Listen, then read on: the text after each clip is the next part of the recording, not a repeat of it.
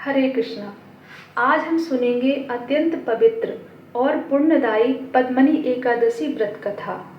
कहा जाता है कि जो भक्त श्रद्धा और विश्वास से इस कथा को सुनता है उसके जीवन के दुख दूर होते हैं और भगवान विष्णु की विशेष कृपा प्राप्त होती है। तो आइए भक्ति और श्रद्धा के साथ आरंभ करते हैं पद्मनी एकादशी की दिव्य कथा। कथा का प्रारंभ कुछ इस तरह है। प्राचीन समय की बात है। त्रेता युग में एक महान और पराक्रमी राजा राज्य करते थे। उनका नाम था राजा कृतवीर्य। राजा अत्यंत धर्मात्मा, दानी और प्रजा का पालन करने वाले थे। उनके राज्य में सुख, शांति और समृद्धि थी। लेकिन राजा और उनकी रानी के जीवन में एक बहुत बड़ा दुख था। उनकी कोई संतान नहीं थी। संतान प्राप्ति के लिए राजा और रानी ने अनेक यज्ञ किए, दान किए, तीर्थ यात्रा की, लेकिन उन्हें सफलता नहीं मिली। समय बीतता गया और धीरे धीरे राजा का मन दुख से भरने लगा। फिर राजा ने वन की ओर प्रस्थान करने का सोचा। एक दिन राजा ने निर्णय लिया कि वे राजमहल छोड़कर वन में तपस्या करेंगे। राजा अपनी प्रिय रानी पद्मनी के साथ घने जंगल में चले गए। वहाँ उन्होंने वर्षों तक कठोर तपस्या की।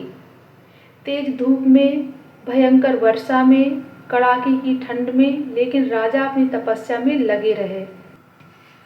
रानी पद्मनी भी अपने पति की सेवा और भगवान की भक्ति में निरंतर लगी रही।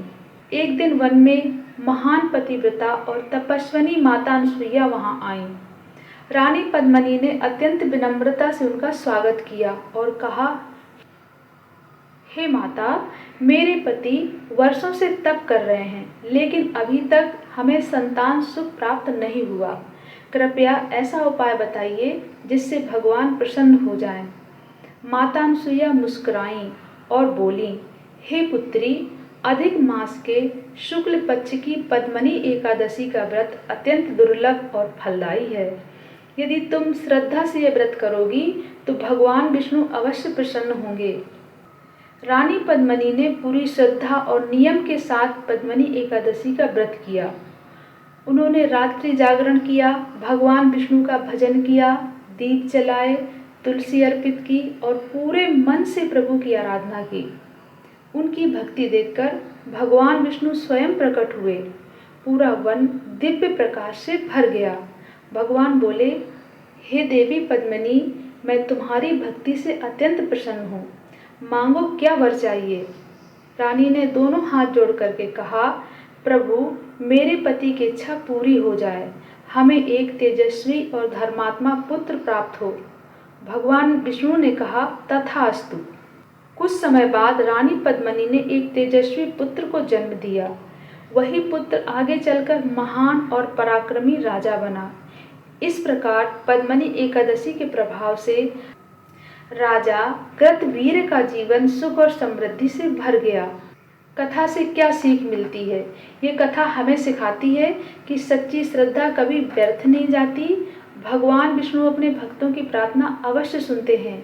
एकादशी व्रत मन और आत्मा को पवित्र बनाता है। धैर्य और भक्ति से हर मनोकामना पूर्ण हो सकती है। तो ये थी पवित्र पद्मनी एकादशी व्रत कथा। यदि आपको ये कथा पसंद आई हो तो वीडियो को लाइक करें, शेयर करें और हमारे चैनल को जरूर सब्सक्राइब करें। कमेंट में ओम नमो भगवते वासुदेवाय, जय श्री हरि, हरे कृष्णा जरूर लिखें।